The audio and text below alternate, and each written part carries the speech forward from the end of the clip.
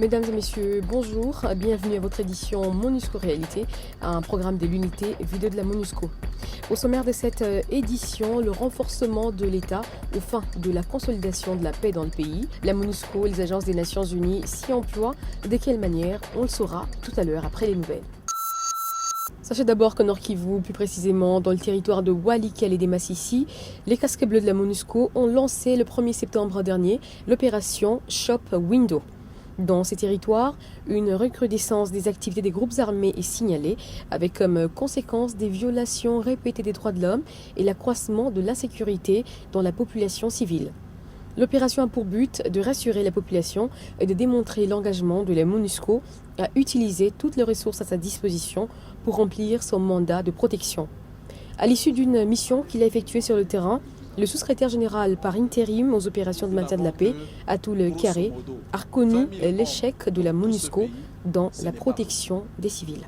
Ce que le sous-secrétaire général a dit, c'est une position courageuse des Nations Unies de reconnaître que oui, nous devions le faire, nous ne l'avons pas fait, par conséquent, nous n'allons pas aller par 36 chemins, nous acceptons notre responsabilité. Et à partir de ce moment où nous acceptons notre responsabilité, c'est là que la question se pose. Que peut-on faire de mieux pour protéger la population? Peut-on le faire avec les moyens que nous disposons? Et si nous ne pouvons pas le faire avec les moyens dont nous disposons aujourd'hui, que nous faut-il de plus? Les Nations Unies et la communauté internationale n'ont pas lésiné sur les moyens pour mettre en place et renforcer l'état de droit en RDC. On peut citer entre autres l'assistance pour l'organisation de premières élections libres et démocratiques, la formation des militaires FARDC et des officiers de la police nationale congolaise. Aussi pour relancer les activités agricoles et économiques, des axes routiers importants ont été réhabilités. Voyons tout cela dans ce tour d'horizon. La communauté internationale et les Nations Unies ont joué un rôle de premier plan pour permettre au pays de se choisir des autorités légitimes. Les élections de 2006 ont constitué un défi formidable dans un pays immense où les voies de communication font cruellement défaut.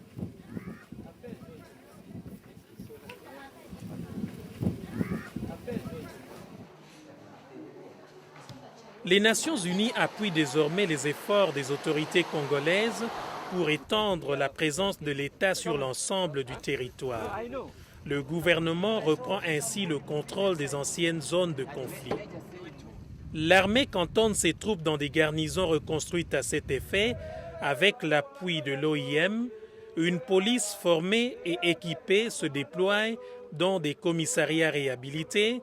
Les personnels d'administration retournent dans des territoires sécurisés et des routes sont rouvertes le long d'axes essentiels pour la sécurité et le commerce. Dans le cadre de cette stratégie de stabilisation, UNOPS a construit et remis en état des centaines de kilomètres de routes dans l'est du pays. Des casques bleus ont réhabilité le pont de Mambasa en Ituri, qui relie la province orientale aux deux Kivu et à l'Ouganda. Un ouvrage qui rétablit un lien stratégique et symbolique entre l'Est et l'Ouest du pays.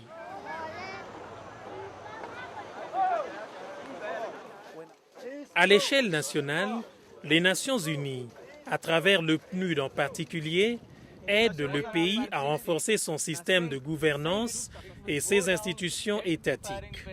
Elles appuient la réforme de l'armée, de la police et de la justice, des institutions qui sont essentielles pour assurer le retour de la paix.